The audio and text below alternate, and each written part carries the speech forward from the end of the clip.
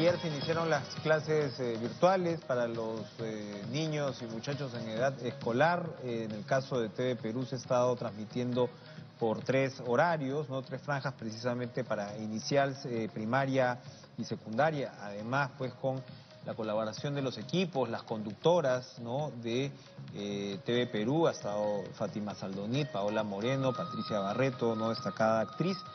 Y bueno, los resultados, los primeros resultados, porque la idea por supuesto es que esto supla, ¿no? En medio de una circunstancia tan difícil como la que vivimos, las clases escolares, y los resultados han sido, yo les diría, asombrosos, ¿no? Se ha superado en un momento los 15 puntos de rating. En total la cifra consolidada de televidentes es de 4.3 millones de televidentes que accedieron ayer a esta estrategia de Aprendo en Casa. Vamos a conversar sobre estos resultados y sobre lo que se viene, por supuesto, con Ricardo Cuenca, investigador principal del Instituto de Estudios Peruanos, a quien le damos la bienvenida esta noche. ¿Cómo está, Ricardo? Gracias por estar con nosotros en Cara a Cara.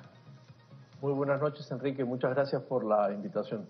Su evaluación de esta primera emisión, ya 2 emisiones de Aprendo en Casa. Los resultados, por lo que vemos, al menos en términos de audiencia, han sido muy importantes. Sí, yo quiero empezar agradeciéndole mucho al Ministerio de Educación, a la gestión del ministro Benavides y su equipo por el esfuerzo enorme que ha significado plantear una estrategia en tan corto tiempo para tratar de, más que suplir, diría yo, tratar de compensar de alguna manera la situación en la que vivimos.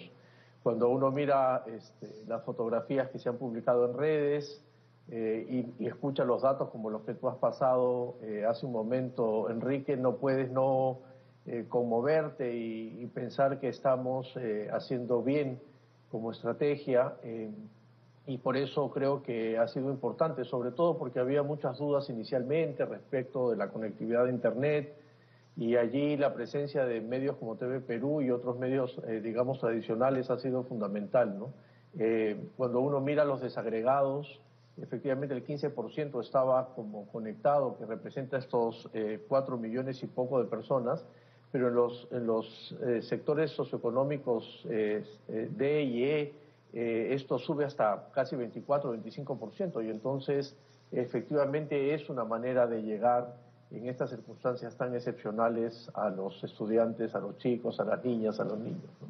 Ahora, el tema de fondo también va por el lado de cómo se procesa este material, cómo se procesan estas clases, entre las imágenes que tú describes y que efectivamente algunas son muy emocionantes porque se ven a niños de los confines de todo el Perú, ¿no? En realidad, y en muchos casos acompañados por sus padres.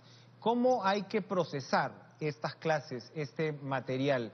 Que como bien señalas, más que reemplazar las clases, por lo menos nos ayuda a reducir pues esta brecha gigantesca que se puede abrir. Sí, yo creo que, a ver, contestaría tu pregunta en dos partes. Una primera es en el inmediato, en el que efectivamente me imagino que el Ministerio de Educación está, a través de las UGELes, que también han cumplido un papel importante, empezar a registrar todo este proceso para darnos cuenta qué es lo que va a seguir en los siguientes meses, ¿no? Es decir, cuando se levante la cuarentena en algún momento y se retorne a las clases, probablemente de forma paulatina, se tendrá que considerar parte de lo que se ha avanzado como trabajo educativo y procesamiento de esa información. Pero hay un segundo plano de discusión que tiene que ver con el examen que el COVID-19 nos está tomando al país, a la ciudadanía, al gobierno, a la política, a la economía y por supuesto al sistema educativo, que es que es una manifestación clara que tenemos que atender los temas de desigualdades educativas, ¿no? Algo que hemos venido insistiendo permanentemente es que no podemos hablar de calidad educativa con desigualdades, y esto de acá es una evidencia que el esfuerzo que está haciendo el Ministerio de Educación es de alguna u otra manera para poder compensar estas desigualdades. Y entonces, de aquí en adelante creo que tenemos que ser absolutamente conscientes que esto es un problema que hay que atender, que yo creo que es el problema más grave en la educación, y que no podemos pensar de calidad educativa con esos niveles de desigualdad. Entonces, hay estos dos planos de análisis, hay que concentrarnos por la emergencia en el primero. Me imagino que los equipos de pedagogos del Ministerio de Educación sabrán haber diseñado una estrategia para ver cómo trabajan estos temas. pero creo que después de esto también necesitamos una evaluación hacia adelante sobre lo que está sucediendo con el sistema educativo en el país, ¿no? Las desigualdades son claves. Para complementar lo que señalabas de los sectores llamados D y E, efectivamente el rating ha llegado a los 22, 23 puntos, ¿no? Lo cual te indica, ¿no?, de una demanda, en este caso, ¿no?, por educación, aún así, en circunstancias tan difíciles. Uno piensa en familias con una serie de limitaciones impresionantes, pues a pesar, ¿no?, de las ayudas que pueda dar el gobierno, o sea, pero realmente están pasándola de una manera pues muy difícil, y en medio de ello se ve que esta demanda es altísima. Esto me lleva a digamos, relacionar con lo que tú señalas de las desigualdades, porque por otro lado, por ejemplo, en colegios privados vemos que ya se están dando clases prácticamente completas, o sea, por vías pues de programas y demás, como se va a hacer también en algunas universidades. Probablemente los pasos siguientes sería llevar estas herramientas tecnológicas a más profundidad desde la educación pública.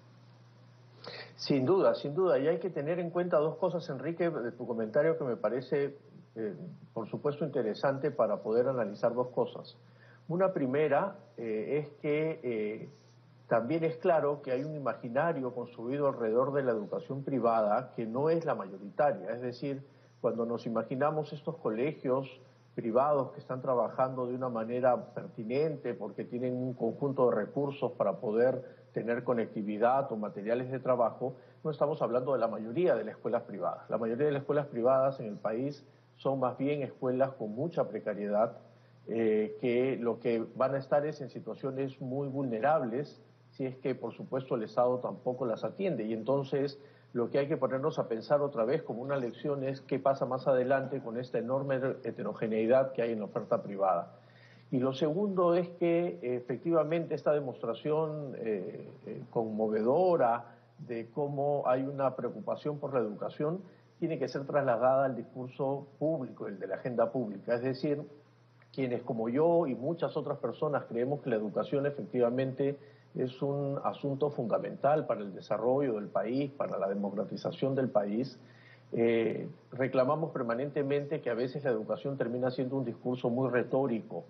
Y entonces cuando uno mira cómo efectivamente, y con algo de razón, la economía termina monopolizando el debate público, o la política termina monopolizando el debate público, no estamos tomando en consideración que allí donde se necesita o se busca una buena economía, donde se quiere tener mejor política, en la base de eso está una buena educación. Y entonces no es un tema de segundo nivel de debate, sino que yo creo que es el primer nivel de debate fundamental para poder desarrollarnos en el país, ¿no?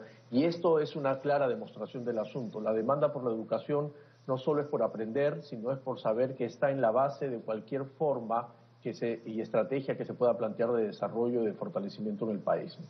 Bueno, sí, evidentemente la heterogeneidad que señalas, ¿no?, en la educación privada es muy pronunciada, y en los últimos años, ¿no?, antes probablemente que las últimas temporadas de huelgas, ¿no?, nos complicaran, de huelgas y qué de huelgas, de presiones políticas y demás desestabilizaran, ¿no?, un tanto el sector de educación. Lo que se había estado viendo, corrígeme si me equivoco, era que, digamos, la supuesta brecha entre privado y público se había ido cerrando, es decir, teníamos una educación pública, a pesar de sus limitaciones, que iba ahí avanzando, y probablemente esta, en medio de todo, será pues una oportunidad para volver a centralizar la importancia de la educación pública pues frente a una situación como la que vivimos, ¿no?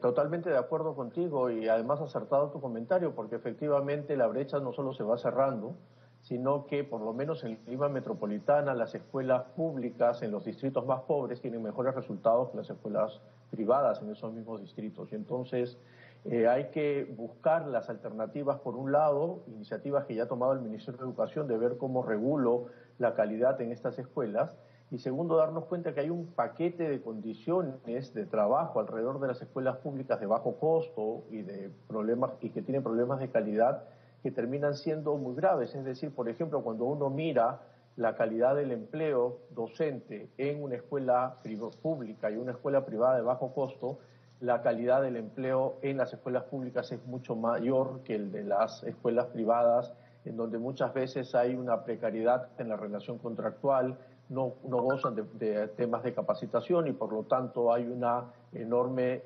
desigualdad que termina revertiéndose, por supuesto, en los niños que van, en las niñas o en los jóvenes que van a estas escuelas, y además que terminan significando un esfuerzo enorme para estas familias que empiezan a distribuir parte de su presupuesto familiar hacia la educación. Y entonces creo que es momento también de darnos cuenta de las ventajas de la educación pública, que son muchas, que son muy estudiadas. Los países que tienen sistemas más consolidados de educación son los que se apoyan en la educación pública, y creo que otra vez estamos ante una situación de examen respecto de lo que deberíamos empezar a discutir más adelante. Gracias, Ricardo Cuenca, por acompañarnos. Esta amenaza, esta pandemia, en realidad reposiciona lo público en nuestro discurso diario, ¿no? Probablemente sea una de las consecuencias que va a traer no tan a largo plazo. Gracias, Ricardo, por acompañarnos esta noche en Caracas. No, a ustedes muchas gracias por la invitación y a quedarnos todos